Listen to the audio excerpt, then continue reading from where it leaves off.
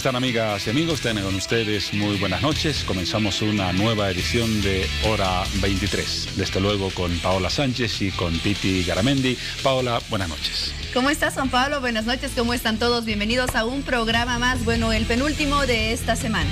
El penúltimo. Mañana nos despedimos en una semana que ha sido muy activa en materia de información nacional e internacional, pero también hemos tenido temas especiales, interesantes y propios del programa. Así es, como los que también tendremos esta noche, porque tenemos un programa variado en el cual podremos informar respecto a distintos temas a todos nuestros seguidores. Y comenzamos precisamente, Paola, con la imagen del día. Que ¿te imaginas cuál es? ¿Un personaje de Cuba? Sí, el nuevo presidente. Exactamente. Vamos a la característica que identifica a este sector.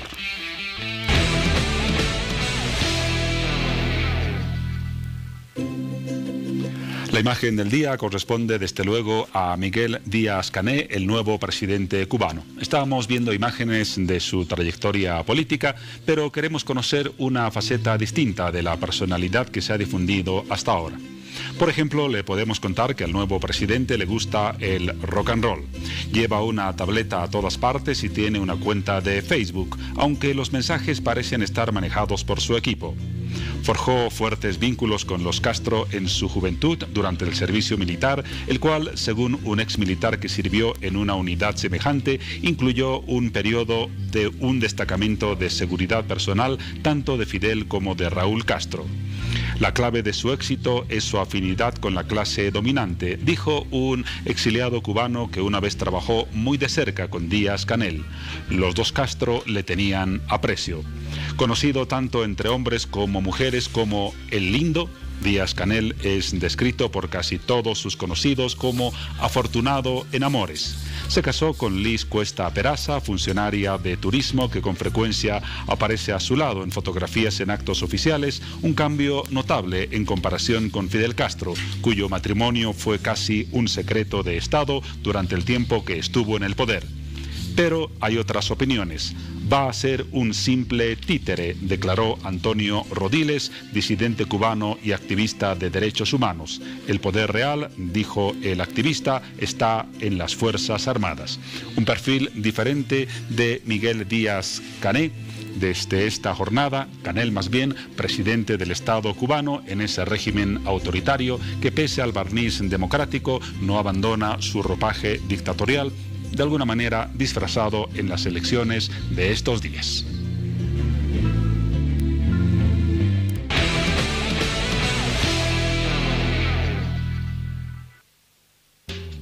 Bueno, después de conocer la imagen del día y esos datos interesantes relacionados con el nuevo presidente de Cuba, es momento de dar la bienvenida a Piti Garamendi en las redes sociales. Hola, Piti.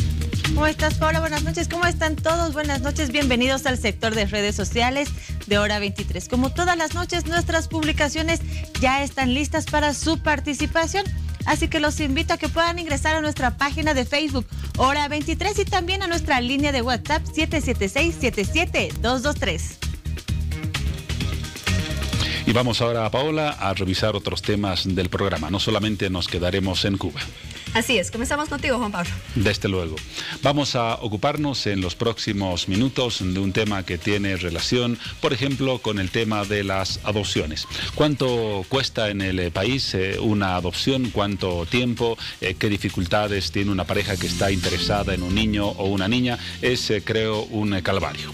Sí, las principales preguntas al momento de hablar de este proceso de adopción. Todos tenemos derecho a una familia, Juan Pablo. Sin embargo, son más de 9,000 niños en Bolivia que no tienen un hogar y se encuentran en distintos centros de acogida. Y las historias son muy conmovedoras porque día a día esperan por un papá o por una mamá que pueda brindarles protección, que pueda brindarles cariño, amor sobre todo, y todos los beneficios que otorga un hogar y una familia. Es por ello que esta noche conoceremos acerca de los procesos de adopción y si son muchos los niños que llegan a acceder a un hogar gracias a estos procesos o no.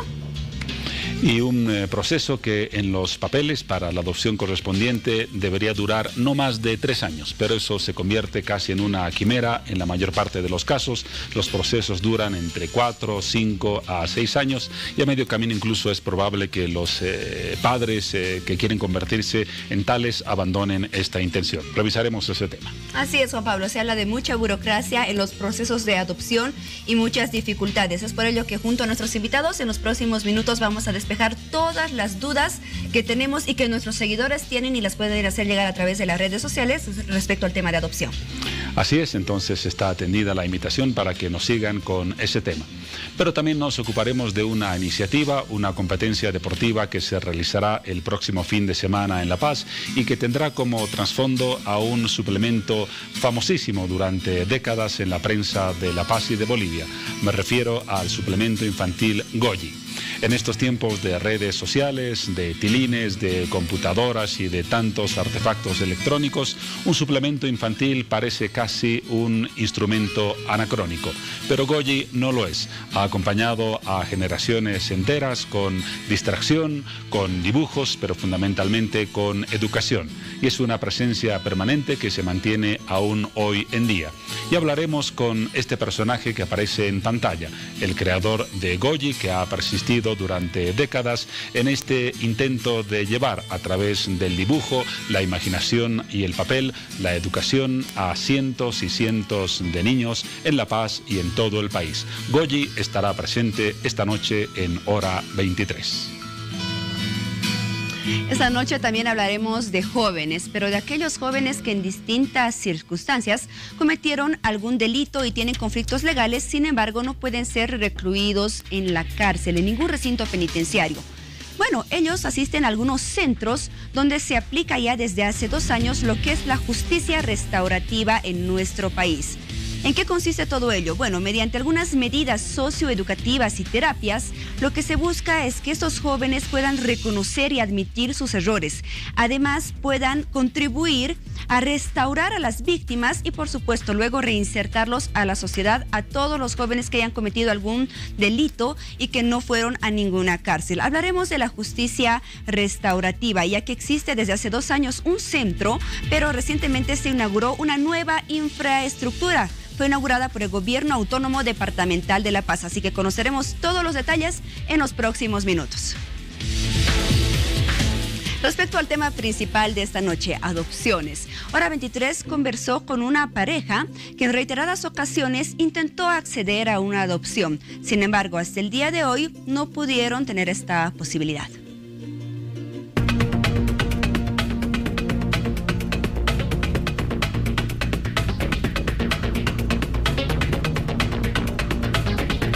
Fueron alrededor de 4 años en la que la señora Elizabeth, nombre ficticio, tuvo que caminar para acceder a una adopción. Su historia es la siguiente. Hemos comenzado nuestro trámite de adopción el año 2014. Hemos abandonado el trámite o hemos desistido con la anterior ley. Nos hemos acogido a la nueva ley. Hemos cumplido todos los requisitos, hemos actualizado, hemos vuelto a hacer todo de nuevo. Y justamente he estado en los trámites de adopción, primero con la ley 2026 y que fue cambiada a la 548. Nosotros como padres hemos tenido que volver a comenzar todo de nuevo porque estaba estancado nuestro caso en el juzgado. Pero con este nuevo proceso tenemos mayor esperanza. Nos cuenta que en el 2014, cuando empezó los trámites para la adopción de un niño o niña, aún estaba vigente la antigua ley, que si bien tenía elementos jurídicos favorables, por el otro lado entorpecía parte del trámite. Yo lo considero que era más difícil porque el trámite había que hacerlo ante la jueza y no se sabía si tu abogado tenía relación con la jueza o si siempre decían no hay niños, no hay carpetas terminadas, no hay niños. Sin embargo, la nueva ley que refiere a la adopción sería más estricta en la exigencia de los requisitos. Hay mayores requisitos con médicos, todo comprobado, solo que también se tranca, lo que nos han dicho es porque la carpeta de la extinción de patria potestad de los niños no está lista. ¿Pero por qué motivo en todos estos años doña Elizabeth no pudo adoptar a un menor? Ella no los explica. Pero donde yo he visto que hay mayor retraso es en el área de la defensoría, porque cada niño tiene que tener como accesibilidad. Su carpeta tiene que estar lista para que ese niño también sea adoptado. Los padres están en línea de espera de padres desde el 2015, 2016, 2017 y ahora yo entiendo que ya van a comenzar los del 2018. Nos dice que luego de cumplir con los requisitos, una visitadora social junto a un psicólogo les hacen una visita para hacer preguntas acerca de la adopción.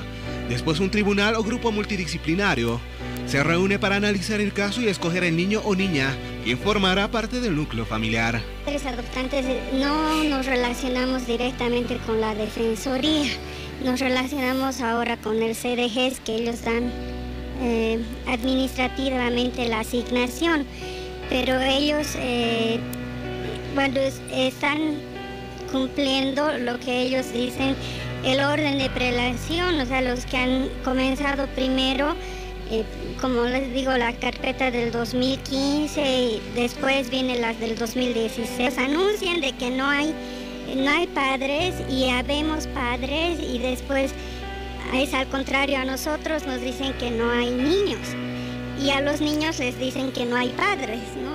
Por otro lado, estos trámites van primeramente hacia instancias del CDGs para ser evaluados, luego pasa a la Defensoría de la Niñez y conjuntamente los papeles son analizados con detenimiento.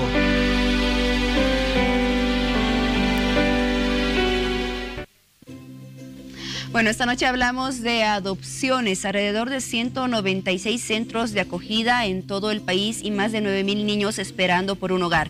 Estos se reparten o se distribuyen entre bebés, recién nacidos, incluso jóvenes hasta los 18 años que forman parte de estos centros. Son datos proporcionados desde el año 2016, es que hay que actualizarlos. Lo hacemos esta noche junto a nuestros invitados, quienes tienen conocimiento de este tema y nos contarán todos los detalles respecto al proceso de adopción en Bolivia. Damos la bienvenida a la licenciada Consuelo Torres. Ella es directora de las Defensorías Municipales dependientes del Gobierno Autónomo Municipal de La Paz. Licenciada, bienvenida. Buenas noches, gracias por la invitación. También damos la bienvenida a la licenciada Lisette Blacud. Ella es jefa de la unidad jurídica del CDGs. ¿Cómo está, licenciada Blacud? Qué gusto. Buenas noches, muchas gracias por la invitación.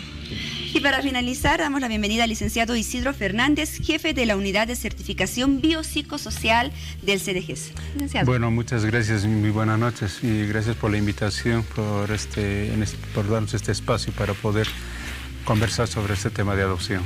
Bueno, para iniciar, brindábamos algunos datos de la cantidad de niños que existen en nuestro país en los distintos centros de acogida y que están esperando por un hogar. ¿Esos datos son correctos o tenemos que actualizarlos? Son alrededor de 9,000 niños y alrededor de 196 centros de acogida. Bueno, en el tema del número de niños que se encuentran internados en centros de acogida, nosotros todavía no tenemos toda esa información del censo en sí, de total de la cantidad de niños. Obviamente sí se ha manejado por diversos medios de prensa que a nivel nacional tenemos aproximadamente 9,000 tantos niños y que también otro medio de prensa ha hecho también un reporte sobre un aproximado de 1.800 niños aproximadamente, ¿no? Pero obviamente hay que aclarar mucho de que de esa cantidad de niños, así sea la cantidad de 1.800 niños internados en centros de acogida, se tiene que hacer una diferenciación de qué niños estarían en situación de poder ingresar a un programa de adopción nacional, porque tomamos en cuenta que también muchos de estos niños también están sujetos para poder ser reinsertados con su entorno familiar. Muy bien, vamos a hablar de ello justamente en los próximos minutos. Licenciada Torres, las defensorías, ¿qué papel juegan en todo lo que es el proceso de que un niño llegue hasta un centro de acogida y posteriormente el proceso de adopción?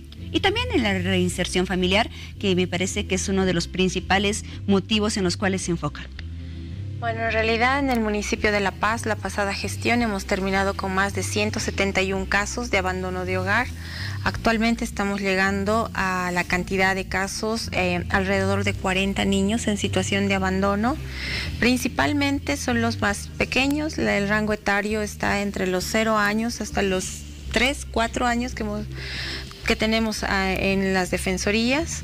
Las distintas formas de abandono son en iglesias, en patios, en radiotaxis, en basureros.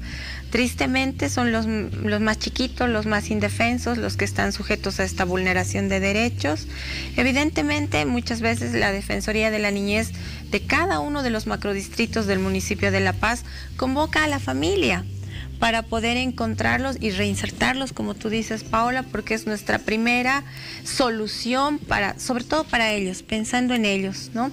Posteriormente aquello viene, una vez que no se apersona ningún progenitor, ningún abuelo, ningún tío, ningún pariente, ningún familiar, realizamos el proceso de filiación judicial, que es un proceso anterior a la adopción, en el que también nos exige realizar la investigación y nuevamente agotar la búsqueda de familia ampliada o familia de origen para que posteriormente pasen al proceso de adopción. ¿Cuánto tiempo podría llevar este proceso?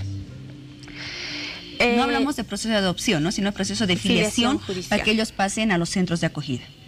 Este proceso dura entre 1 mes a 2 meses. Es un proceso sencillo, para nosotros es uno de los más fáciles dentro de la restitución de los derechos. Sin lugar a duda, lo que persigue esto es demostrar su calidad de situación de abandono, ¿no?, y darle la figura jurídica para ya comenzar con el proceso de adopción. Es decir, es un requisito más para comenzar el proceso de adopción. Licenciada, habla de los niños que se encuentran en un centro de acogida. La mayoría son niños abandonados, son niños huérfanos de los cuales sus padres fallecieron, o tal vez niños que tienen a los padres en distintas cárceles. Bueno, en los centros de acogida que tiene bajo su administración el CDG se ingresan bajo diferentes tipos de problemáticas, ¿no? Hay varios niños que están en estado de abandono, niños que ingresan por maltrato físico, maltrato psicológico, por violencia que sufre también, ¿no? Son diferentes problemáticas que atiende un centro de acogida. Una de esas problemáticas es más frecuente. Hay mayor número en el caso también de lo que es abandono y maltrato. Muy bien, entonces estos niños llegan primeramente a las defensorías, se hace toda la investigación. Tengo entendido que se tiene que poner al día prácticamente toda la documentación de estos niños y una situación legal para que ellos puedan ser referidos a centros de acogida posteriormente. Bueno, pasa por todo un proceso, ¿no?, en la cual las defensorías de la niñez están a cargo de toda esa responsabilidad para el tema de la internación a los centros de acogida. Una vez de que ya ahí hacen todo ese proceso investigativo, ya llegan en algunos casos a determinar de niños que ya no puedan ser ubicados con sus familias por situaciones de abandono, por otras situaciones, que llegan a su conclusión ya con extinciones de autoridad y filiación judicial. Ese es el requisito fundamental para que ya las defensorías remiten ya una información, porque la ley mismo les acredita, les da esa atribución misma para que ya puedan ser considerados en adopción. Remiten estas listas físicas al CDG. Nosotros inmediatamente recepcionando estas listas de niños en situación de adoptabilidad, nuestra obligación según el protocolo de adopción nacional, porque este es un documento que nosotros ya el año 2017, ya a partir de lo que ya el Ministerio de Justicia, habiendo ya aprobado este documento, este lineamiento matriz que se diría para viabilizar todos los procesos de adopción, es donde ya nosotros ya hemos dado ya inicio a todo lo que es la adopción nacional. O sea, esto nos ha permitido incluso manejar el tema de tiempos, porque ya una vez de que las defensorías de la niñez nos remitan las listas de niños, nosotros ya en un tiempo ya de promedio de 15 días estamos ya pues organizando toda esa información de los niños con los centros de acogida para que nosotros ya podamos ya tener claro si estos niños realmente van a entrar en un comité de preasignación administrativa. O sea, es un denominativo, es un nombre que se le ha dado el tema de comité de preasignación administrativo. ¿Por qué un comité? Porque de alguna manera se pretende transparentar este acto de lo que es la preasignación preasignación administrativa. Esto es una actividad nueva, especialmente para nosotros, los servicios departamentales de gestión social, puesto que en la anterior norma nosotros no teníamos participación, y hoy en una norma nueva que es la ley 548 ya nos hacen parte, ¿no? Y a partir de eso nosotros ya empezamos a organizar todo este proceso ya de preasignación administrativa, ya con padres que ya cuentan con certificados de idoneidad. O sea, este es un procedimiento en el cual sigue siendo un poco complejo su comprensión, tal vez para muchas personas, en la cual se ha llegado incluso a entender de que quizás se está siguiendo el mismo procedimiento antiguo en las cuales se están preasignando de acuerdo a intereses y demás aspectos.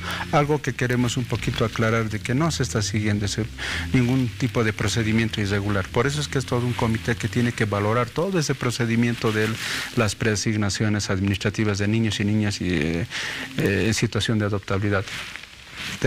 Somos conscientes de que en las gestiones 2014, 15, desde que se ha promulgado la ley, se ha paralizado todo lo que era el tema de adopción. Obviamente que no es tanto una responsabilidad nuestra, sino que se requería de alguna manera un instrumento que viabilice todo esto. ¿Y cuándo se ha dado esto? En julio del año pasado.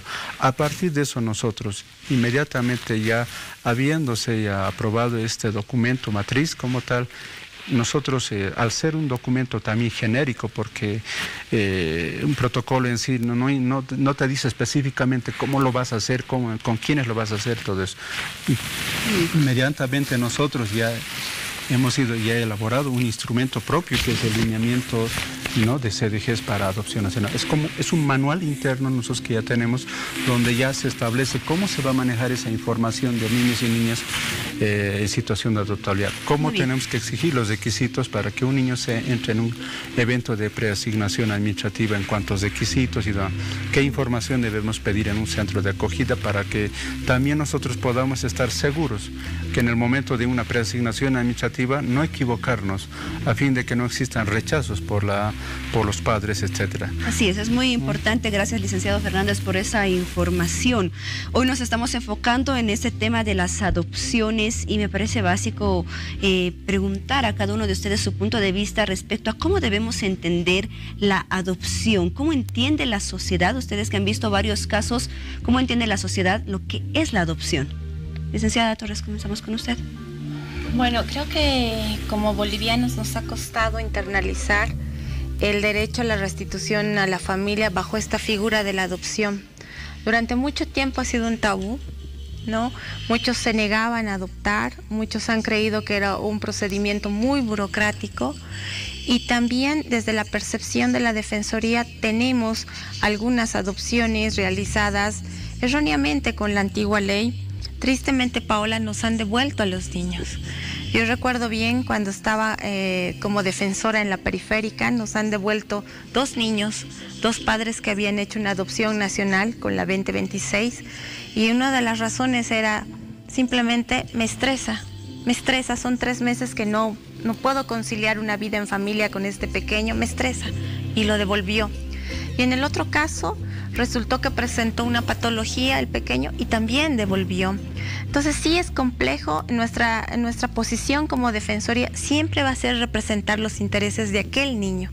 Actualmente, Paola, tenemos 10 demandas de adopción en los juzgados de la niñez y adolescencia, y gratamente podemos decir que hemos sacado 2 sentencias. Y estamos muy felices y lo festejamos como instancias de protección, porque realmente ha sido un logro. Sin lugar a duda hay un camino muy largo, tenemos todavía 8 demandas pendientes, hemos realizado ya asignaciones también con padres de familia. El objetivo de nosotros siempre va a ser darle la mejor familia para el pequeño, ¿no? Para que responda a las características del pequeño, para que fortalezca los lazos afectivos del pequeño.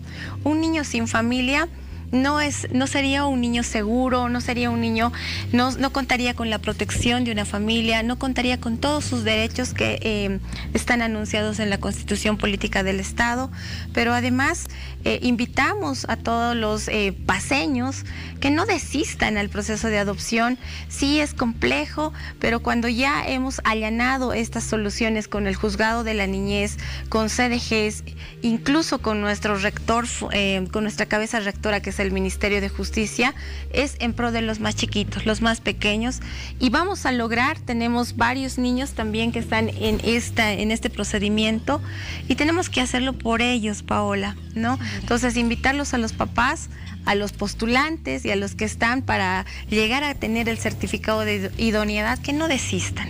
Es importante comprender que la adopción es ese compromiso de amor, de protección que existe entre los futuros padres adoptivos y el niño que accede a este nuevo hogar, siempre en pro de los niños, ¿no? Porque, licenciada Torres, hay muchas personas o muchas parejas que deciden adoptar un niño porque lo ven como que va a satisfacer sus necesidades, va a llenar un espacio vacío que pueda haber en la vida de ese adulto, o porque no pudieron tener hijos biológicos, entonces el niño llega ahí como para llenar un espacio vacío, ¿no? Como para ayudar al adulto, pero en realidad esto es al revés. Lo que se busca es más bien dar confianza, llenar la vida del niño, no de la pareja, no de los padres adoptivos. Sí, por supuesto.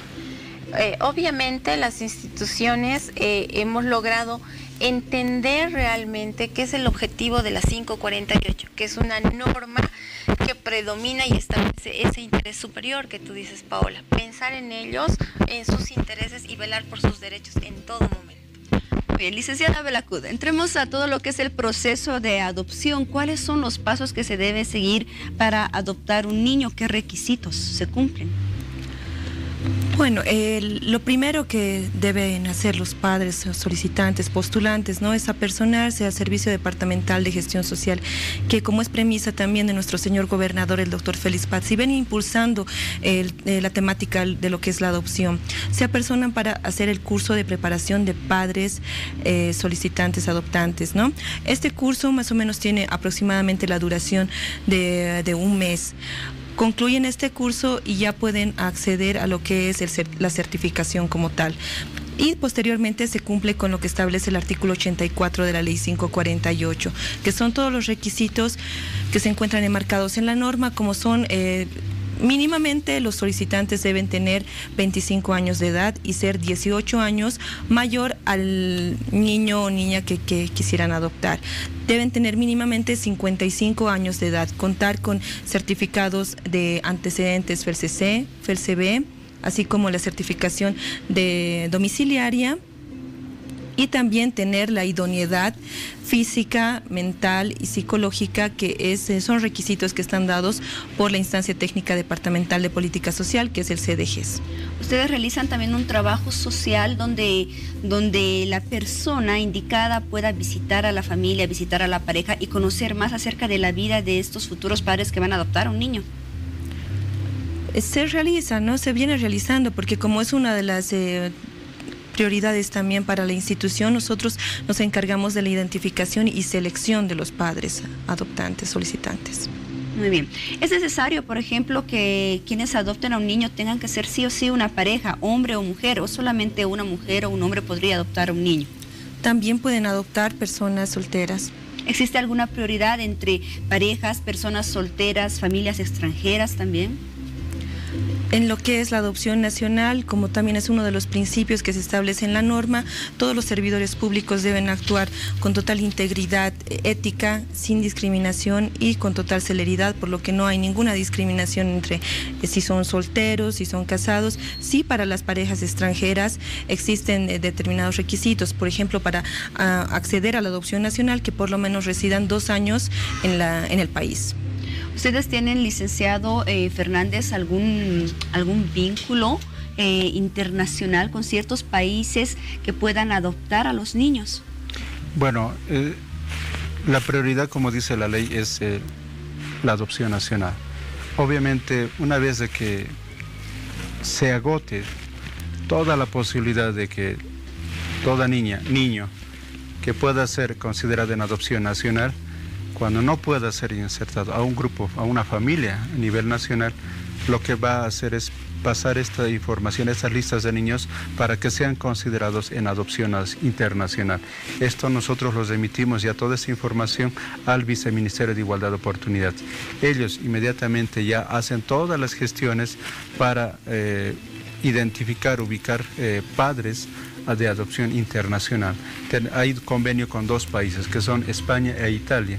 Entonces, estos 2 países continuamente están coordinando con la Cancillería, el Ministerio de Justicia, ya para poder estar presentando sus demandas de adopción nacional.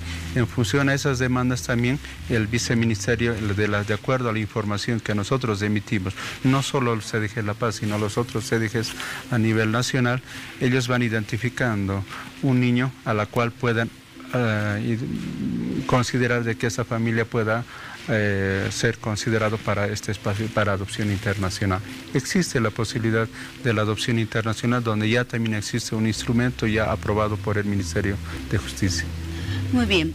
¿Cuándo, por ejemplo, cuando se va a adoptar a un niño, tiene antecedentes de los familiares? Por ejemplo, puede que los padres hayan cometido algún delito y están en la cárcel.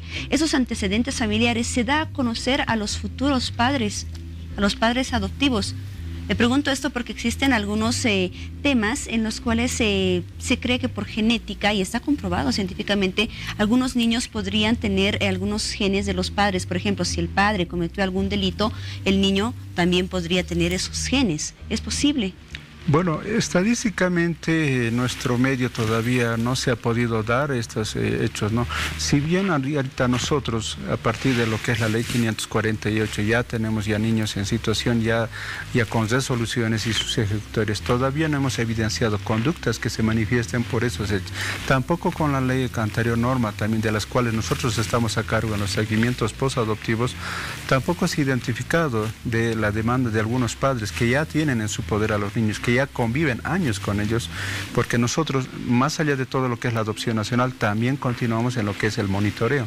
O sea, nosotros estamos permanentemente en ese tema de apoyo a estos padres para ver si requieren de alguna atención especializada para estar haciendo ese proceso de acompañamiento. Pero no nos han dado todavía ningún caso en la cual se ha identificado, digamos, algún caso en particular donde los niños hayan generado algún tipo de conducta por la cual los padres hayan tomado decisiones, incluso de buscar ayuda legal para poder desistir, digamos, de ese acto. Obviamente la ley, claramente la nueva ley establece de que la adopción no es algo que tú puedas devolver, es tu hijo y a tu hija, ¿no?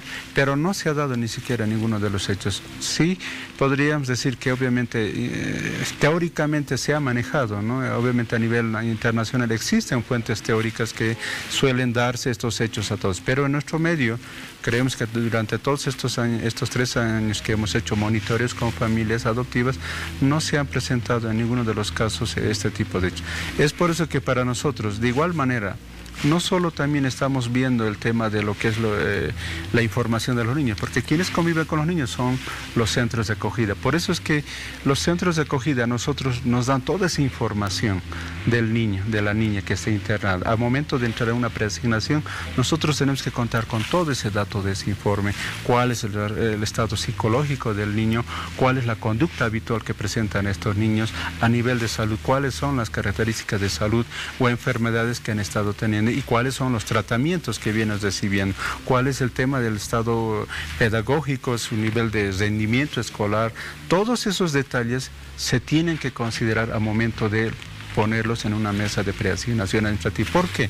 Porque, reiterando, ya también se ha dicho de que no quisiéramos que estos niños, que por una situación de una falta de comprensión por estos padres que los van a adoptar, quieran tomar medidas de querer desistir de esas intenciones. Es por eso que estos actos de preasignación se han hecho tan transparentes y a la vez se han hecho un poco más técnicos, porque obviamente nos toma todo un tiempo de hacer un análisis, una revisión de toda esa información para ver de qué padre puede comprender al niño que va a ser adoptado, quién puede hacer ese acompañamiento, ese seguimiento, todo ese proceso, ¿no? Para evitar de que ya no sucedan estos hechos como se han ido dando quizás en anteriores casos, digamos. Muy bien.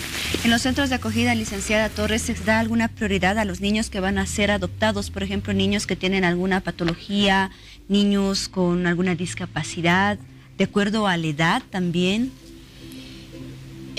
Con el ejemplo que tú ponías anteriormente, tristemente, cuando un padre o un posible padre que va a adoptar, entre las solicitudes que hace es que no quiere niños muy pequeños, ¿no?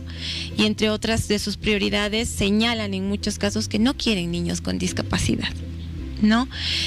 Tú señalabas la adopción internacional. La Defensoría de la Niñez tiene 8 niños que ha mandado a adopción internacional de los 25 niños que hemos remitido en nuestra lista, y justamente es por esto que tú señalas. Son niños con discapacidad y son niños con edad mayor a 10 años. ¿No?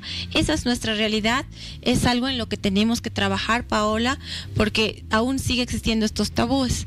Cuando viene un niño con discapacidad de una familia de origen biológica, la familia tiene ese cariño, ese lazo afectivo de tratarlo con normalidad, porque es su hijo.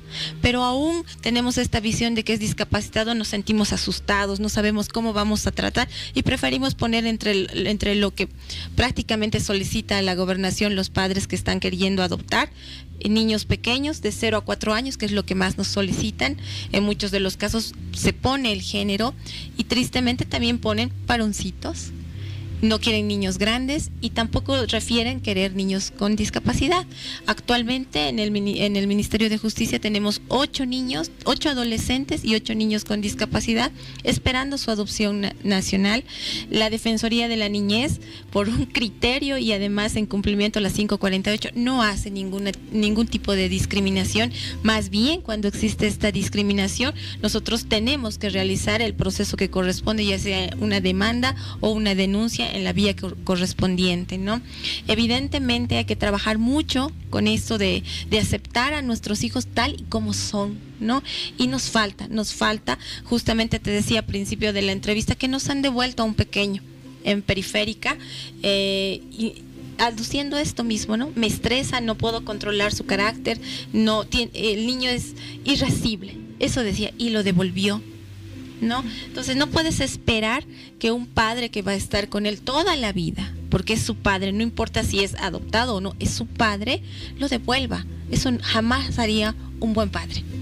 Muy bien, agradecemos la presencia esta noche de nuestros invitados que nos orientaron respecto al tema de la adopción, el licenciado Isidro Fernández, jefe de la Unidad de Certificación Biopsicosocial del CDGES, asimismo la licenciada Consuelo Torres, directora de las Defensorías Municipales dependientes de Gobierno Autónomo Municipal de La Paz, y la licenciada Blacub, jefa de la Unidad Jurídica del CDGES. Gracias a los tres y hasta otra oportunidad.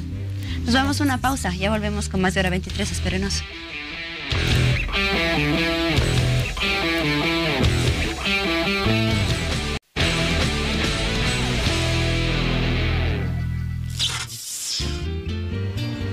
Nos ocupamos ahora de la noticia internacional de la semana y probablemente de una de las más importantes del año, el relevo de mando en Cuba.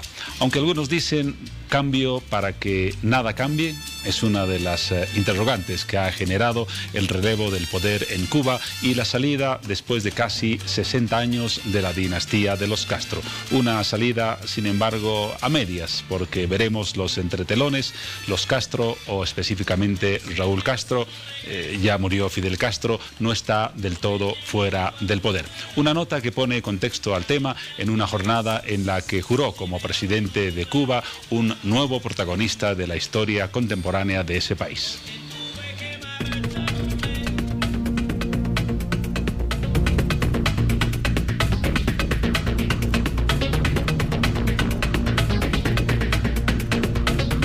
Jueves, Miguel Díaz-Canel asumió el poder de la isla cubana. El nuevo mandatario en su primer discurso aseguró que dará continuidad a la revolución cubana como mandato de su pueblo. Cuba dice adiós a la era Castro con la elección de Miguel Díaz-Canel como nuevo presidente. Por el pueblo, esta legislatura es el de dar continuidad a la revolución cubana. En parte de su alocución señaló que la unidad que nació con Fidel Castro y continuó con Raúl fue el símbolo que representó a Cuba por muchos años. La unidad tan necesaria mientras se forjaba la nación, es, desde 1959, su más valiosa y sagrada fuerza. Seremos fieles, aseguró Díaz, cuando se refirió sobre el legado que inició el gobierno revolucionario castrista hace varias décadas atrás, que proporcionó una identidad a la isla caribeña, dando, según él, una agenda política de liberación social como un ejemplo al mundo. Seremos fieles al ejemplar legado del comandante en jefe Fidel Castro Ruz, líder histórico de nuestra revolución. Pero todo empezó de esta manera cuando Raúl Castro pensaba dejar la presidencia. Y es que aquí el nombre de Miguel Díaz se escuchaba ya en la Asamblea de Cuba como posible sucesor. Finalmente hay un potencial sucesor. Y no es un Castro. Para muchos, una fuerte señal de que al exministro de Educación Superior lo preparan para la presidencia. El pueblo cubano también veía de cerca quién podría suceder al mandatario cubano, en un marco social, político e histórico. Miguel Díaz-Canel es uno de los propuestos, ha sido un hombre que ha transitado por diferentes niveles, ha venido desde abajo. O sea, una nueva generación y que tal vez viene con ideas renovadoras, tal vez se puedan hacer algunos cambios para mejorar el país. Estaría Díaz-Canel porque lo veo que tiene una línea así que me gusta, es pausado.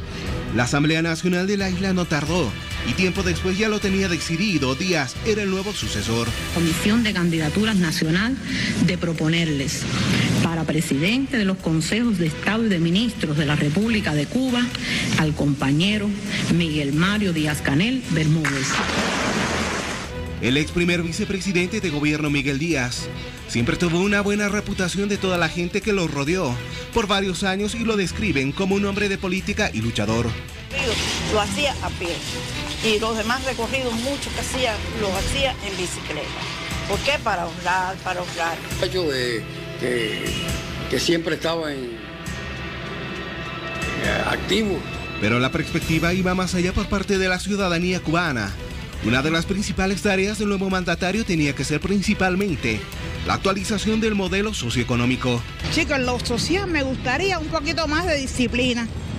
Tú sabes, me gustaría que apretara un poquito más la disciplina. La disciplina nuestra está un poco deteriorada. Se está hablando de una reforma constitucional.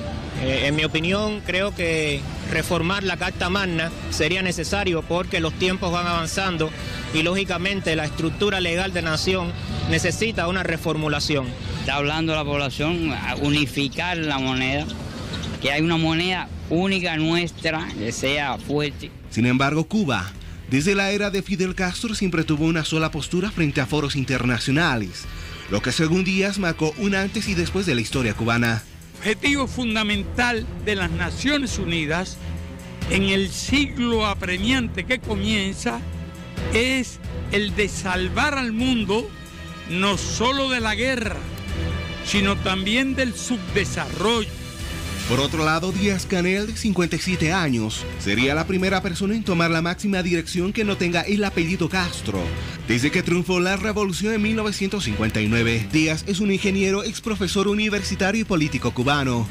Fue el presidente de los consejos de Estado y de ministros de Cuba desde el 19 de abril de 2018. Es el primer dirigente cubano nacido después de la revolución que pudo alcanzar dichos puestos. Oriundo de la localidad de Placintas en la provincia de Villa Clara, Díaz nació el 20 de abril de 1960. Es hijo de Aida Bermúdez, maestra normalista, y de Miguel Díaz-Canel. Carrera profesional como oficial de las Fuerzas Armadas Revolucionarias en la Unidad Militar 3875, donde se mantuvo hasta 1985. En abril de dicho año ingresó como profesor en la Universidad Marta Abreu, donde además se desempeñó como cuadro profesional de la Unión de Jóvenes Comunistas. Con toda una trayectoria, es como Miguel Díaz asumió este jueves la presidencia con el apoyo indiscutible de Raúl Castro y de la Asamblea Nacional de la isla, quienes aseguran que representará de forma idónea la lucha revolucionaria que durante décadas se defendió y representó a Cuba.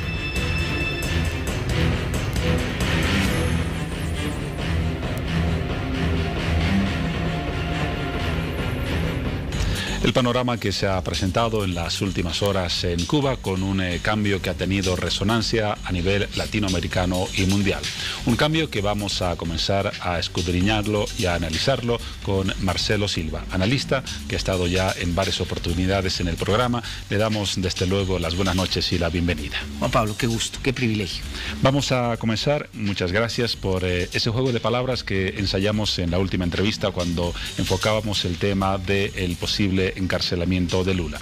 Algunas frases que te menciono, ¿qué significado tienen para ti en el análisis político? Desde luego relacionadas con la situación que se vive en Cuba, el cambio de gobierno que se ha registrado en las últimas horas. ¿Qué te dice, por ejemplo, la frase Cuba y democracia? Bajo el modelo occidental, no posible todavía. Partido único. El verdadero poder en Cuba. Comunismo. Una utopía.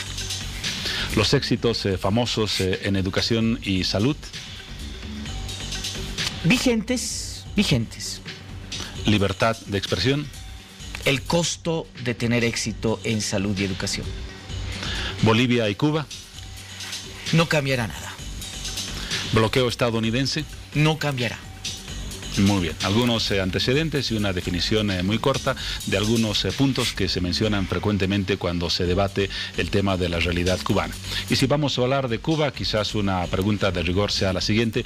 ¿Tú estuviste alguna vez en Cuba? Sí, claro, pasando algún curso de pedagogía hace alrededor de unos 16, 17 años. Seguramente recogiste muchas impresiones, pero ¿cuál fue la que más te marcó o la que más te llegó al corazón y también como buen analista al cerebro?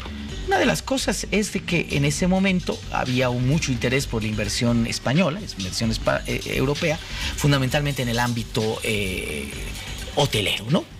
Y algo que te marcaba ya una diferencia que era muy llamativa, era ya la división de la vieja Habana, de la vieja Cuba, donde las cosas eran absolutamente normales ya 40, 45 años atrás, estoy hablando de ese tiempo, y la insurgencia de una Cuba maravillosa, una Cuba hotelera, una Cuba donde había tráfico de gente rica, y claro, eso te marcaba una diferencia, y claro, algunos elementos como algunas mallitas que te separaban esas distancias de esas playas exclusivas para esa gran cadena hotelera.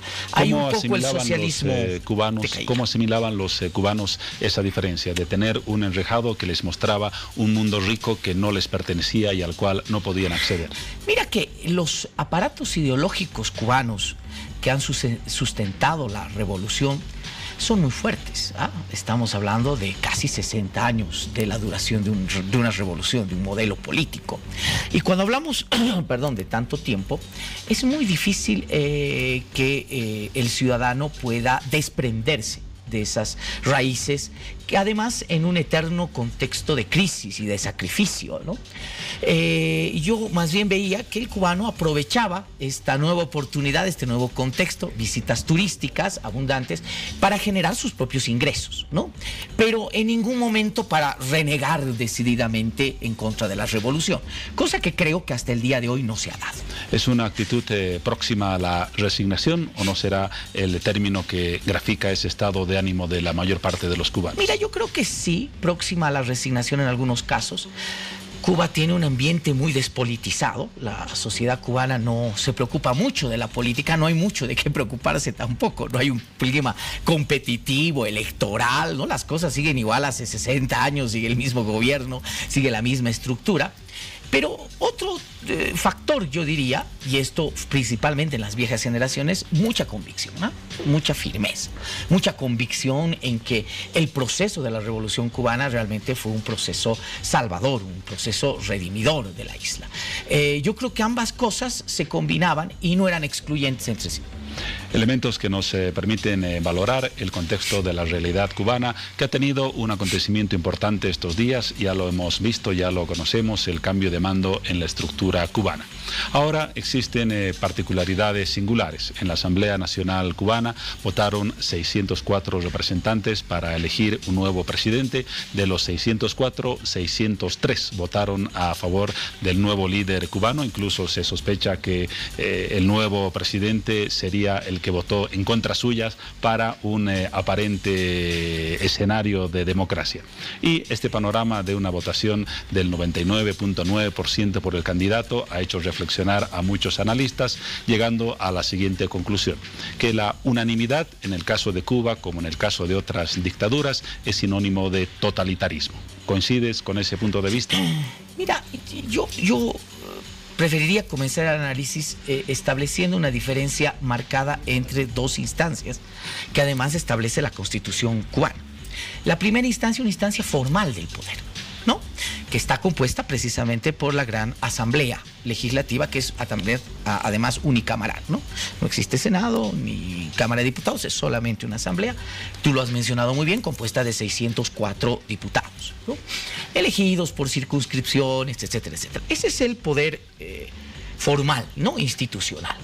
Pero la misma Constitución cubana establece que el vigilante de las políticas supremas del gobierno cubano es el burú del Partido Comunista. Entonces podríamos decir que donde se concentran las decisiones políticas reales es el Partido Comunista. De alguna manera hay una dependencia estrechísima, irrompible durante 60 años de las determinaciones políticas del Partido Comunista y las determinaciones que luego va a tomar la Asamblea, ¿no? Entonces la Asamblea simplemente es un reflejo operativo de las decisiones políticas que toma el Partido Comunista. Mucho más aún se convierte el órgano ejecutivo. La Asamblea tiene que elegir lo que se llama el Consejo de Estado.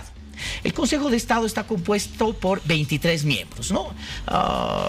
Un presidente, un primer vicepresidente, que prácticamente es el poder inmediato, 5 vicepresidentes y otros cargos que se dividen. El órgano ejecutivo, durante estos últimos 60 años, y aquí puede estar la primera diferencia, siempre ha estado dirigido por el secretario del Partido Comunista. Le planteo la misma pregunta, cuya respuesta estaba gambeteando elegantemente de otra forma. ¿Ese aparente sistema democrático de poder es un barniz, una farsa, y lo que se tiene en Cuba realmente es un totalitarismo? Hay un dominio hegemónico, político hegemónico del Partido Comunista. El Partido Comunista es el que concentra las decisiones políticas bajo un modelo soviético, por supuesto. No nos olvidemos que este modelo no es una creación de Cuba, es exactamente el modelo que tenía la Unión Soviética, donde existía un gurú, ¿no?, de líderes del Partido Comunista ruso, en este caso, que tomaban las decisiones políticas.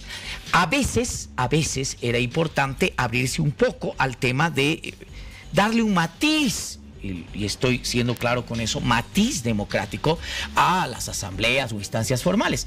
Pero el poder formal, el poder real, estaba concentrado en ese burú del comité del Partido Comunista que gobernaba la Unión Soviética. Exacto, réplica, calca de eso es el gobierno cubano. Exacto. Entonces el poder político, y está clarísimo ahí, está concentrado en manos de muy pocas personas que controlan el Partido Comunista. Vamos a enriquecer este diálogo político con tweets que se han generado en esta jornada de personas representativas vinculadas a la realidad cubana. Vamos a ir con el primero, por ejemplo, que corresponde a Tamara Suju. Ella es abogada y defensora de los derechos humanos. Veamos qué tuiteó hoy en esta jornada a propósito del panorama que estamos comentando. Vamos con ese texto.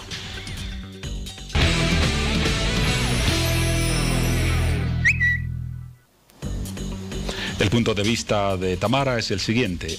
Claro, dice, después de 70 años de represión, asesinatos, detenciones, torturas, empobrecimiento del pueblo cubano, desapariciones forzadas, hambre, corrupción, injerencia en varios países del mundo, la tiranía más longeva del continente continúa. Y el segundo tuit, que también tiene que ver con este panorama, aunque con un punto de vista más moderado, la de Joanny Sánchez, una de las blogueras más importantes en la isla. Ella ha dicho hoy en su discurso: Raúl Castro comete una pifia, y asegura que Miguel Díaz-Canel tiene una amplia trayectoria liberal. Y después ratifica: trayectoria, o más bien rectifica a trayectoria laboral, no liberal. Por unos segundos, dice en tono de broma Ioanni, los rostros de los parlamentarios estuvieron entre la incredulidad y la esperanza.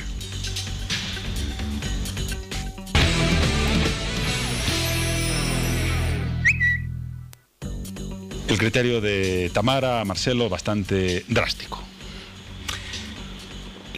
Aunque se puede compartir el criterio, y creo que es el más cercano a la realidad.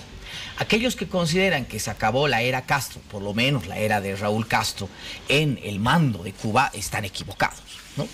Bajo la explicación que te daba Juan Pablo antes de leer los tweets,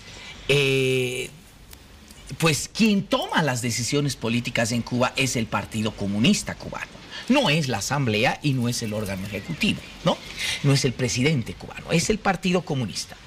Raúl Castro se queda como secretario general del Partido Comunista hasta el 2021. Y comandante de las Fuerzas Armadas. Y comandante de las Fuerzas Armadas, ¿no? Un cargo que obviamente lo tiene que asumir quien ha liderado o quien ha luchado la revolución. Miguel Díaz-Canel no participó de la revolución cubana. Nace 2 años después de la revolución cubana, ¿no? Entonces, quien va a tomar las determinaciones políticas, quien va a tener muchísima incidencia en las determinaciones políticas en Cuba va a ser Raúl Castro. Yo diría más bien que es un repliegue de él justamente para poder tener más claridad en el tema de las decisiones políticas, y lo único que va a hacer Miguel Díaz-Canel es tomar un papel operativo. Ser el tipo que viaje, el tipo que haga los discursos, el tipo que establezca una imagen renovada, fresca al régimen, pero de ninguna manera significa que esa estructura revolucionaria haya cambiado. Ahora te doy otro dato. El gurú del Partido Comunista Cubano, ¿no?, es prácticamente una gerontocracia, ¿no? Es un gobierno de viejitos, ¿no? Estuvieron en el punto de partida de la revolución. Estamos hablando de que el 90% de ese gurú del Partido Comunista estuvo en la revolución cubana. El promedio de los componentes de ese gurú es de 87 años, ¿no?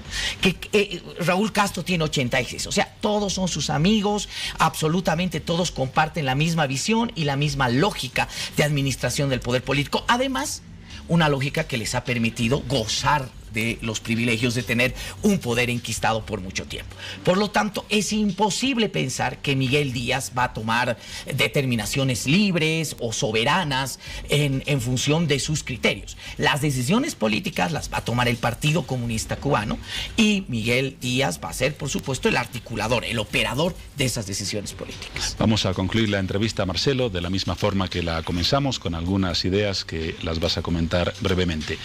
Díaz-Cancé, ¿continuista o reformista? Continuista. Por el momento continuista.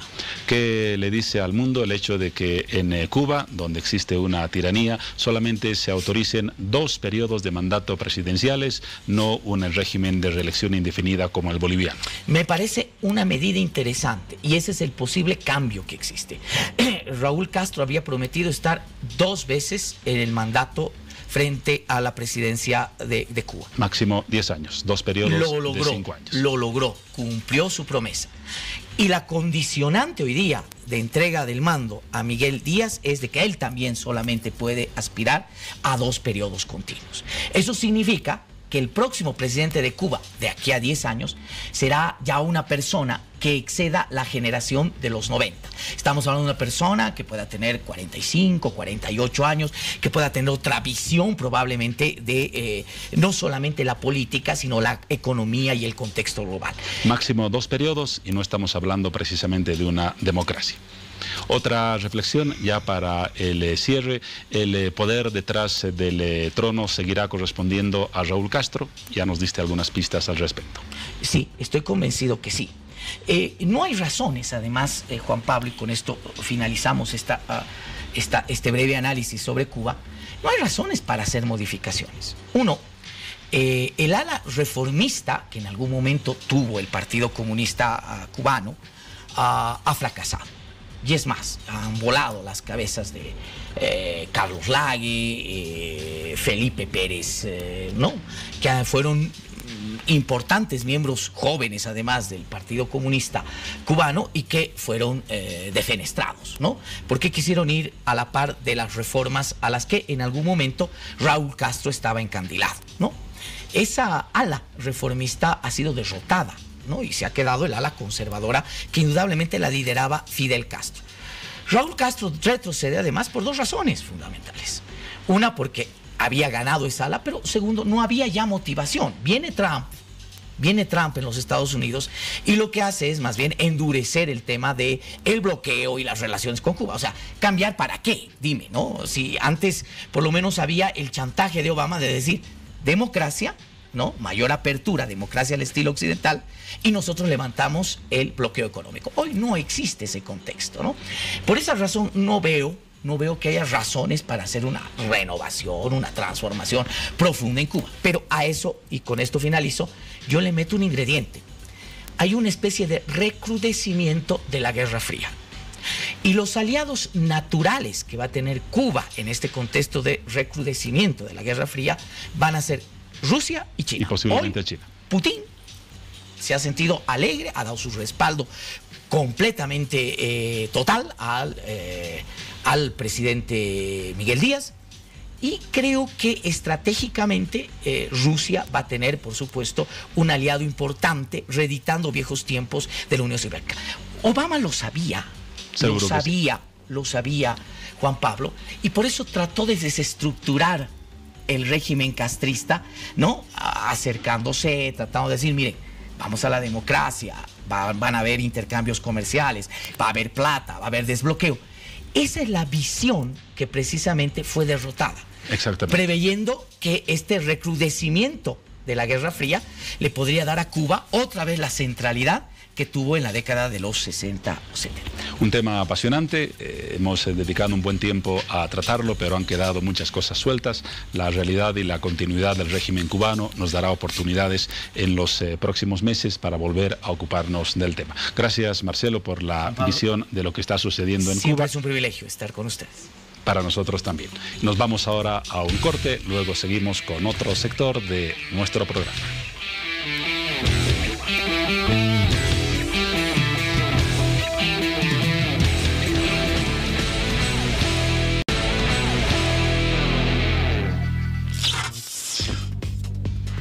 Viernes 20 de abril, estamos iniciando un nuevo día. Ponga atención porque es momento de conocer las noticias más destacadas de la pasada jornada, jueves 19 de abril. Son las siguientes.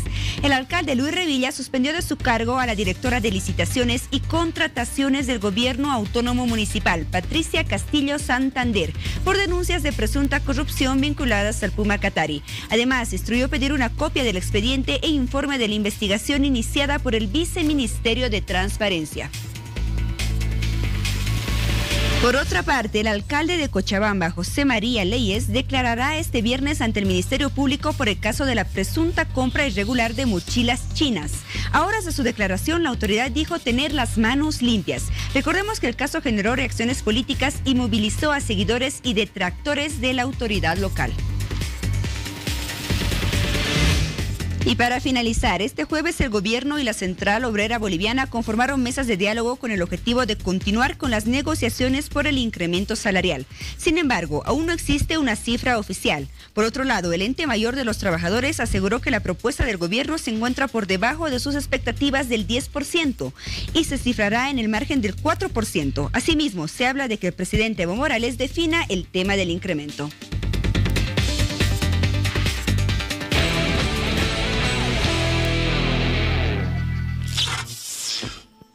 Comenzamos un nuevo sector en hora 23 que vamos a dedicar a un suplemento y a un personaje que con merecimientos puede utilizar el término histórico en la prensa nacional. Me refiero a esa imagen que ustedes ya están viendo en pantalla, al suplemento Goyi, que nació nada menos que en 1967.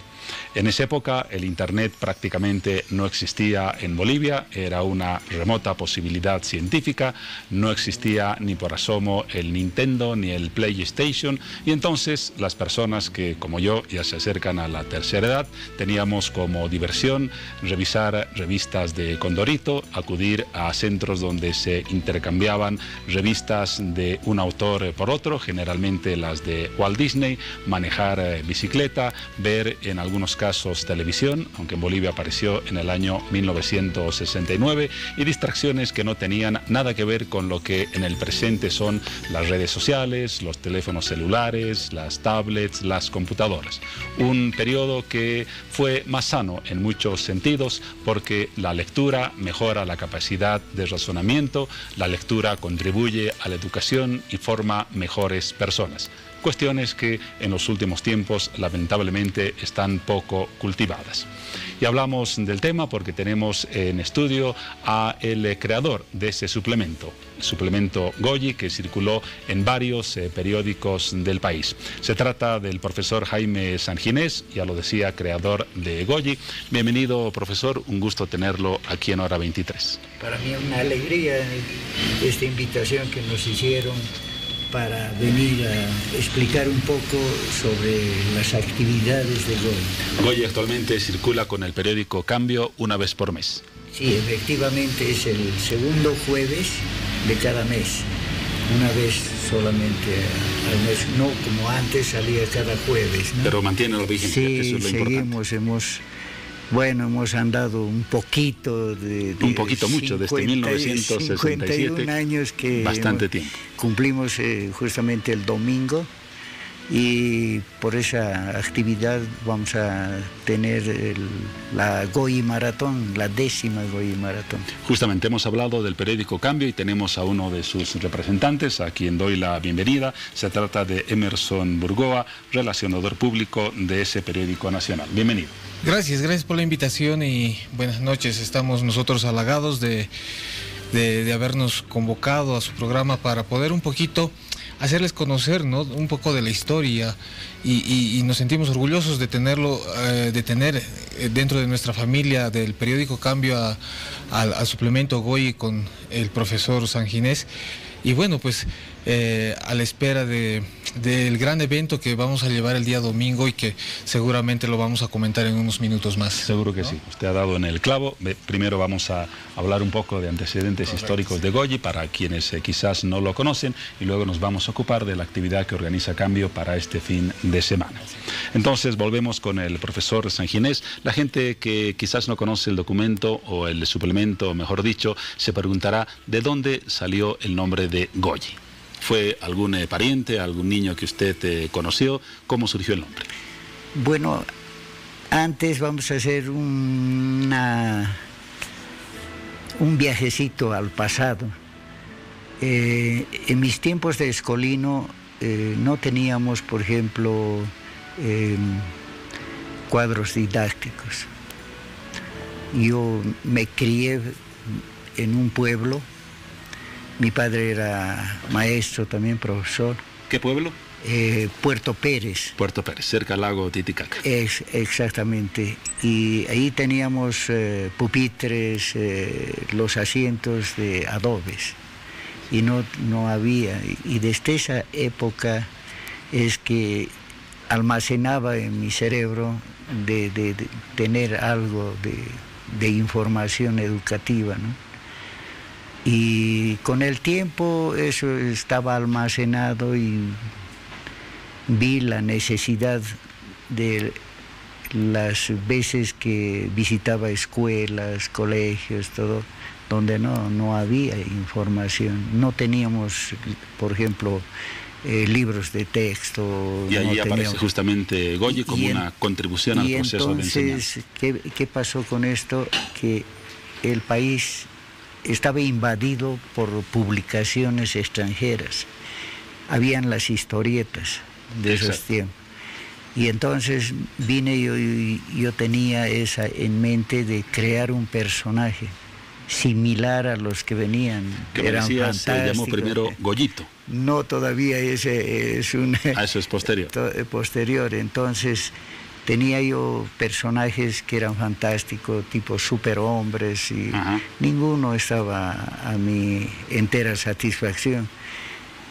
Y en casa vi que mis hijos, por ese tiempo mis 3 hijos, vi al mayor, a Javier, y junté el otro carácter de mi hija Mireia, Entonces junté esos dos caracteres y nació el personaje, porque dije yo, un personaje niño puede introducirse a otro niño. Perfecto. Y así fue como comenzaron a surgir los primeros números de Goyi. Justamente los tenemos aquí en la mesa de hora 23. Voy a pedir a nuestros camarógrafos que enfoquen este que es, entiendo, el primer número. Este es el primer número del suplemento. Muy bien. Y usted es el autor de los dibujos. Claro. ¿Todos los dibujos son obra suya? No todos, porque cuando tenía, cada semana tenía un grupo, hasta de dibujantes, redactores, de todo tenía. Era más amplio. Pero usted sí dibujaba varias de las historias. Claro, estas son los primeros dibujos que realicé.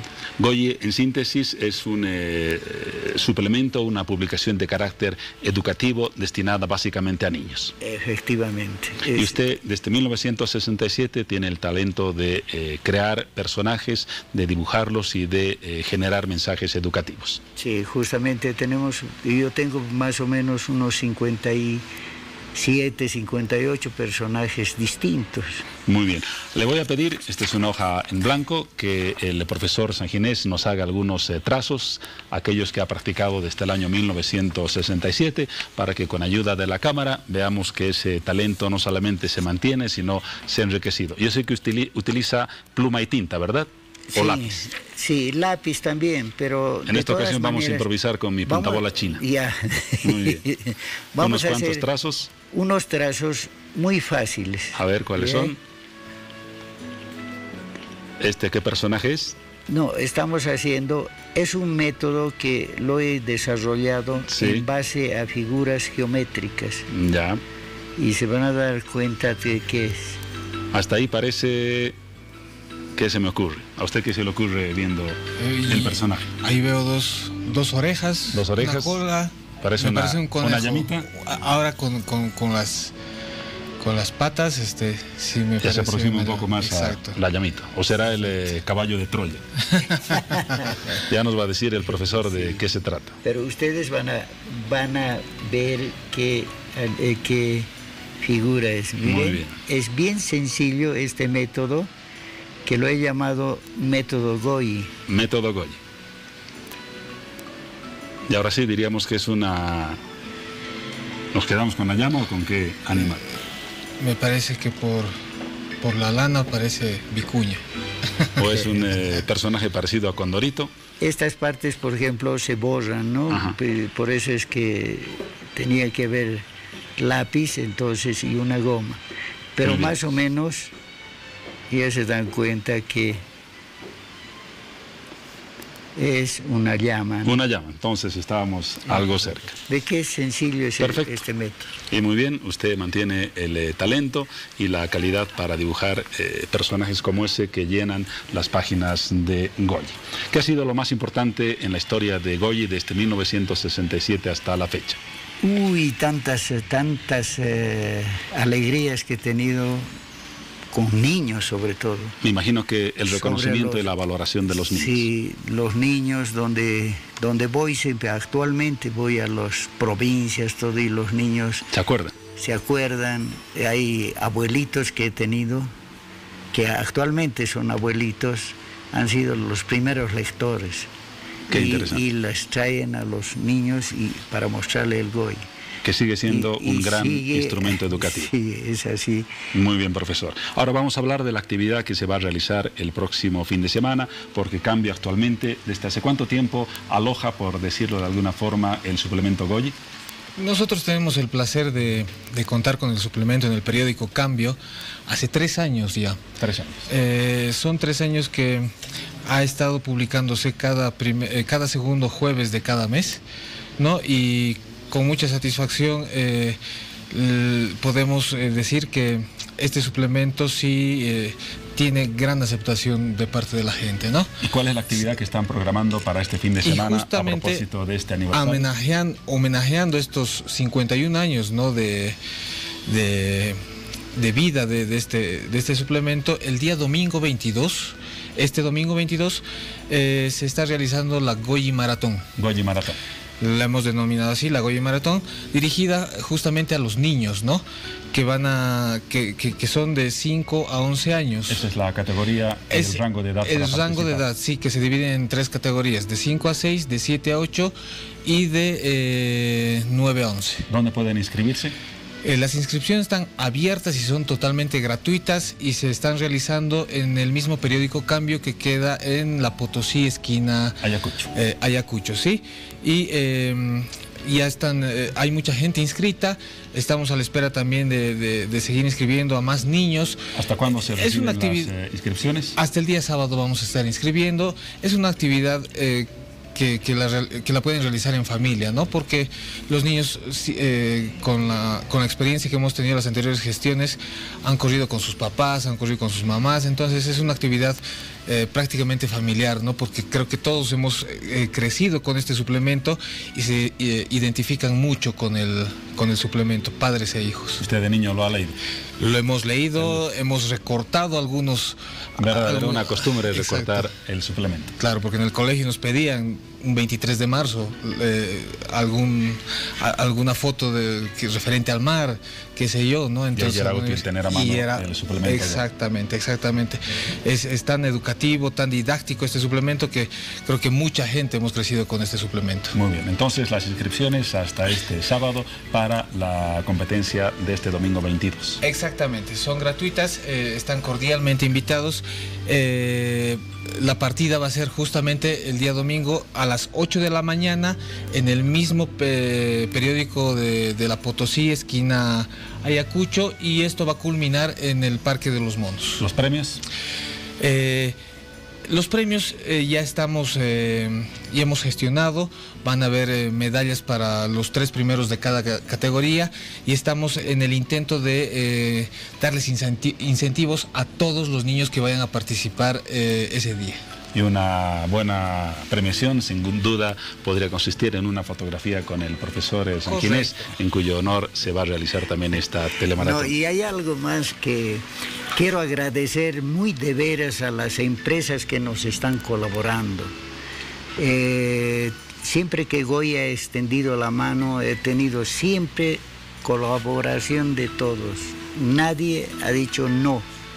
Y eso es algo que me enorgullece porque los bolivianos somos así.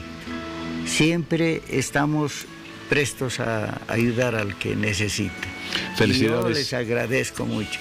Y para terminar, ya sé que vamos a terminar, les voy a enseñar antes el grito de guerra de Goyi. Ah, ¿cuál era? Ese ya lo estaba olvidando. Y eso dice, Goyi, Goyi, Goyi está aquí. Goyi, Goyi, Goyi está aquí.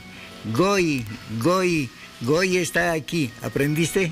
Desde ¿Sí? luego que sí, no es difícil de memorizar. Goyi está aquí. A ver, vamos. Aquí a coro con el compañero coro, que...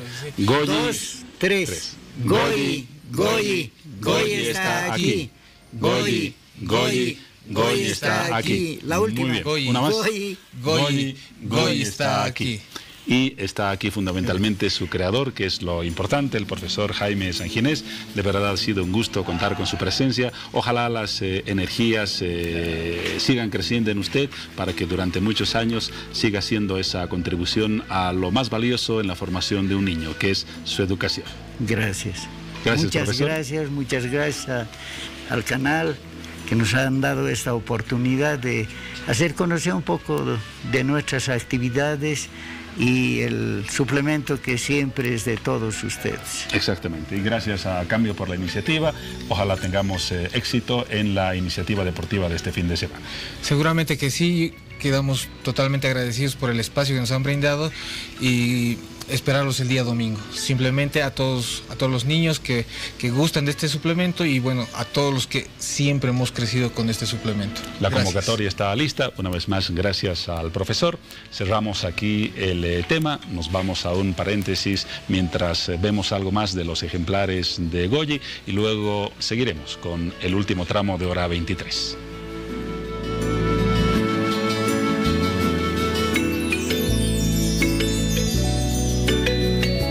Último bloque del programa, cambiamos de tema y los invito a participar de la siguiente publicación. Justicia restaurativa en jóvenes, reintegrar a jóvenes a la sociedad que no pueden ser recluidos en las cárceles, es la misión que busca la Gobernación de La Paz con su nueva infraestructura. Así es, una nueva infraestructura que se inauguró la mañana de ayer, jueves 19 de abril, y que tiene objetivos muy importantes detrás de aquellos jóvenes, como explicaba Piti, que cometieron algún delito, y lo que se busca es reinsertarlos en la sociedad mediante medidas socioeducativas. Vamos a conocer más acerca de este tema de la justicia restaurativa y de esta nueva infraestructura del Centro Restaurando Vidas. Damos la bienvenida para ello a la licenciada Beatriz Segarrudo, secretaria departamental de Desarrollo Social Comunitario. ¿Cómo está, licenciada? Qué gusto. ¿Cómo estás, Paola? Bienvenida. Muy buenos días. Un saludo cariñoso a toda la gente que todavía está al pendiente de todo. Así es, estamos comenzando este día hablando de lo que es la justicia restaurativa, de su importancia y bueno, todos queremos comprender más respecto a este tema. ¿Qué es la justicia restaurativa? Es una alternativa, es un mecanismo que se adopta, que está inserto en el Código Penal y a la vez está también señalado y bien descrito en el Código Niña, Niño y Adolescente. Es un mecanismo que las juezas adoptan como una medida para darle una segunda oportunidad al adolescente que tal vez ha transgredido la norma, ha vulnerado los derechos de otra persona, ¿no? Generalmente los adolescentes muchas veces cometen errores. ¿Quién no ha cometido un error? Pero muchas veces ese error llega a dañar a otra persona, como por ejemplo casos de robo, violación, de estupro. Hay casos muy graves, temas de asesinato que se dan lamentablemente en nuestra sociedad. En esos casos graves, por ejemplo, de violaciones, hablamos de delitos fuertes, ¿no? Así asesinatos. Sí. ¿Se puede también aplicar la justicia restaurativa? Eso es lo que las juezas determinan. Las juezas de la niñez y adolescencia son quienes determinan si la falta que ellos han cometido es leve, es grave o es muy grave. Entonces, acorde a esos parámetros, ya ellas deciden dónde tiene que ir el menor. Si tiene que ir tal vez a Calauma o tiene que ir al centro de reintegración que depende de la gobernación, o en todo caso al joven se le puede dar una medida de justicia restaurativa en donde se implementan los mecanismos de socioeducativos, el servicio a la comunidad para poder resarcir el daño o la falta que ellos han cometido. En determinado momento el gobernador Félix Pazzi se pronunciaba respecto a este tema y hablaba de que es importante impulsar la justicia restaurativa, no por encima, sino antes que aplicar la justicia penal. Es importante impulsar la justicia restaurativa antes que aplicar la justicia penal. ¿Por qué es importante? Mira, porque actualmente se aplica la justicia, la punitiva, ¿no es cierto? Directamente se le lleva a un centro en donde ya tiene que estar detenido por varios años acorde a la falta que ellos han cometido. En todo caso, nosotros planteamos y queremos cambiar la justicia a través de los mecanismos de la restauración. Hay que darle una segunda oportunidad al joven. Muchas veces algunos son reincidentes, obviamente ellos ya tienen otra valoración, pero hay algunos adolescentes que por primera vez, por situaciones de la vida, han cometido alguna falta, entonces ellos aceptan el error y con el acompañamiento de la familia, con las personas que están cerca de él, él puede resarcir ese daño. Entonces nosotros y el propio gobernador apoya esta medida y de esa manera también las cárceles serían muy diferentes de lo que son ahora, ¿no? Hay mucho congestionamiento. Nosotros tenemos ese problema en nuestro centro de reintegración varones, en donde tenemos una sobrepoblación por diferentes aspectos. El tema de la burocracia, de los procesos administrativos que son bastante lentos y eso está perjudicando a los adolescentes que están detenidos preventivamente en nuestro centro de reintegración. Pero ya a través de la Mesa Departamental de Justicia Penal Adolescente que encabeza la gobernación, las juezas, las fiscales, los juzgados de el menor, bueno, en estos últimos meses hemos estado trabajando para poder descongestionar y sacar a nuestros adolescentes analizando caso por caso de nuestro centro de reintegración y poder llevar trasladarlos al centro de orientación que el día de ayer en la mañana, bueno, hemos reinaugurado aquí en la ciudad de La Paz, para que ellos puedan, juntamente con su familia y en todo caso también la víctima, puedan recibir terapias y de esa manera a ellos se les pueda dar una segunda oportunidad. Entonces el objetivo para nosotros no es tanto llevarles para que estén detenidos, ¿no? Sino que podemos salvar su vida, podemos ayudarles y esto tiene que estar acompañado de todo un equipo multidisciplinario que nosotros contamos en el centro de orientación. Pero muchas personas seguramente coinciden en que las cárceles no son centros de integración, menos son centros de restauración. Así es por ello que se trata de aplicar ahora lo que es la justicia restaurativa. En realidad ya se lo aplica desde hace 2 años aproximadamente con los jóvenes, bueno, detrás de estos objetivos que son importantes. Paula, en el mes de abril de la gestión 2016 nosotros hemos inaugurado este espacio, era un pequeño espacio en la ciudad del Alto. Obviamente nosotros no teníamos el objetivo de llenar este centro de orientación, más bien no queríamos que llegue ningún adolescente. Sin embargo, la realidad es otra. Ya pasaron 2 años y tenemos más de 70 jóvenes. ¿Con cuántos comenzaron? Con 5 jóvenes. Hasta el momento hemos atendido a 200 adolescentes. Han cambiado la vida de 200 adolescentes. Eso este centro de orientación. Le iba a preguntar, ese centro estaba ubicado en la ciudad del Alto. Ustedes atendieron alrededor de 200 jóvenes que se restauraron en este centro que se denomina Restaurando Vidas. ¿Cuáles han sido los resultados que dio la justicia restaurativa hasta el momento? Muy óptimo, porque el día de ayer precisamente nos hemos reencontrado con estos adolescentes que han venido, han encontrado muchas habilidades también, porque mira, es un lugar, es un espacio donde podemos hablar con ellos con mucha confianza, ellos pueden expresar lo que sienten, ellos admiten la falta que han cometido y a través de las terapias que ellos reciben, porque les acompañamos, estos adolescentes están en el colegio, están en la escuela, el psicólogo, el abogado, el trabajador social, el papá, la mamá, hace el acompañamiento, por lo tanto llegamos un poquito a conocer al adolescente y él logra admitir la falta. Entonces ellos prácticamente admiten que este centro de orientación ha cambiado la vida de ellos, ahora ya lo ven de otra forma, ¿no? Es más, han visto incluso oportunidades que ya lo están poniendo en práctica en toda su vida. Ellos dicen, nunca más voy a volver a hacer lo que he hecho, ¿no? Pero ya ellos han visto una nueva luz de esperanza. Veía la historia de uno de ellos que incluso decidía, después de formar parte de este centro de restauración, decidía tal vez estudiar gastronomía o dedicarse a la música porque le habían dicho que tiene muy buena voz y tengo entendido que él incluso ha cantado una canción en la inauguración de la nueva infraestructura que se llevó a cabo la mañana de ayer. Sí, ha cantado, nos ha alegrado bastante este joven que por un error prácticamente ha llegado a ser detenido, ¿no? Y bueno, lo trajeron al centro de orientación, él ha recibido las terapias y él claramente lo cuenta, ¿no? Me ha partido el corazón cuando he visto a mi papá, he visto a mi mamá cómo lloraban desesperados buscando abogados. Eso obviamente le parte al menor porque ellos entienden, a ellos hay que escucharles. Entonces eso prácticamente ya les hace madurar y les hace ver otra cosa. Ahora, ¿cuáles son las características de esta nueva infraestructura que se ha inaugurado y cómo está conformado el equipo de justicia restaurativa? Este espacio se ha inaugurado en la zona de Purapura, ya es un espacio adecuado, es más amplio, es más grande, es una superficie de más de 500 metros, tiene unos 7 ambientes grandes, tiene 2 patios, tiene su cancha, su propio césped, por lo tanto nosotros consideramos que los jóvenes van a estar ahí más cómodos.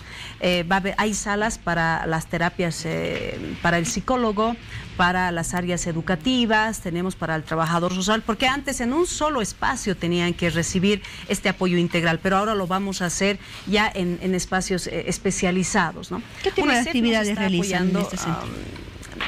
Dependiendo mucho, es la trabajadora social, bueno, trabaja con los papás, hace el seguimiento terapéutico con los papás, muchas veces convocan a los profesores también para saber cómo les está yendo en la escuela, los profesores también son parte de las terapias para ayudarle al joven, pasan 3 horas al día terapia. Entonces, los psicólogos ya implementan diferentes acciones, ¿no? Para conocer, para hacer que el adolescente, bueno, pueda pueda transformar su vida.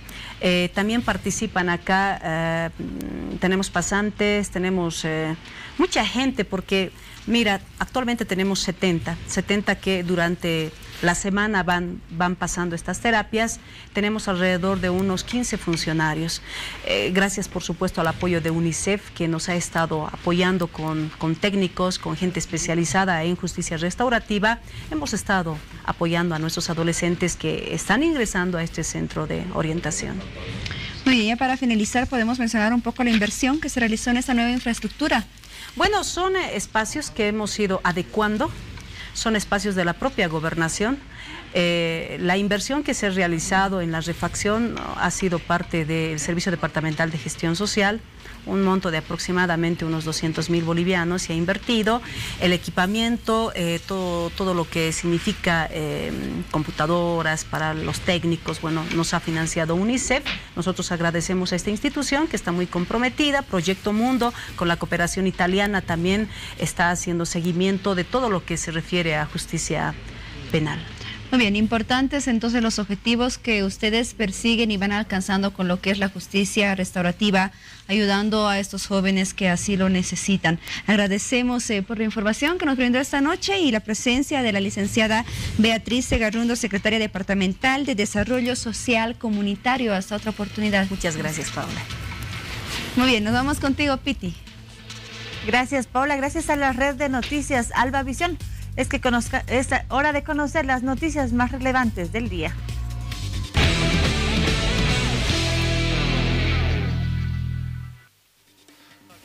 Los medios estatales sirios dicen que cientos de combatientes rebeldes en una ciudad del noreste de Damasco han entregado sus armas y comenzaron a irse bajo un acuerdo de evacuación. Según el acuerdo, los rebeldes pueden trasladarse con sus familias a las áreas controladas por la oposición en el norte del país, entregando efectivamente su territorio a las fuerzas del gobierno sirio. La agencia estatal de noticias SANA dice que los combatientes del ejército del Islam y sus familias abandonan la ciudad de Dumair el jueves. El informe que 1.500 rebeldes y 3.500 de sus familiares deben abandonar Dumair por la ciudad de Jarablus, cerca de la frontera con Turquía. Dumair se encuentra en las montañas de Kulaum, cerca de la región oriental de Gauta, que estuvo bajo el control total del gobierno la semana pasada. Funcionarios de seguridad de Irak, Irán, Rusia y Siria sostuvieron una reunión conjunta de inteligencia en Bagdad el jueves para discutir temas de seguridad regional, incluida la lucha contra los militantes del Estado Islámico. Rusia, Irán, Irak y el Reino Sirio crearon un centro compartido de inteligencia en 2015 para coordinar operaciones contra los militantes del Estado Islámico. Según la agencia de noticias oficial iraní IRNA, el ministro de Defensa del país, en general de brigada Amir Hatami, se reunió con el ministro del Interior de Irak y otros funcionarios y elogió su victoria sobre el grupo Estado Islámico. La reunión se produjo en momentos en que Irak lanzó ataques aéreos en la vecina Siria contra los militantes de ISIS. Las fuerzas sirias e iraquíes han expulsado a ISIS de casi todo el territorio que alguna vez tuvo, pero los extremistas han mantenido una presencia en las remotas áreas desérticas a lo largo de la frontera. El presidente Miguel Díaz-Canel pronunció su primer discurso como nuevo jefe de Estado cubano con la promesa de continuar la revolución socialista dirigida por sus predecesores Fidel y Raúl Castro. Díaz-Canel dice que en el discurso televisado a nivel nacional ante la Asamblea Nacional que sus primeros pensamientos al asumir el cargo son para la generación histórica que ha conducido al país desde el triunfo de la Revolución Cubana en 1959. Asumo la responsabilidad para la que se me ha elegido con la convicción de que todos los revolucionarios cubanos, desde la posición que ocupemos, desde la labor que realicemos, desde cualquier puesto de trabajo o trinchera de la patria socialista, seremos fieles al ejemplar legado del comandante en jefe Fidel Castro Ruz. El presidente de 57 años dice que el liderazgo del país no puede olvidar por un segundo su compromiso con el pueblo de Cuba. Raúl Castro se sentó en la primera fila de la asamblea, meciéndose suavemente hacia adelante y hacia atrás en su silla y ocasionalmente parecía asentar con la cabeza en señal de aprobación. Este es un informe de Graciela Rajo para la RNA.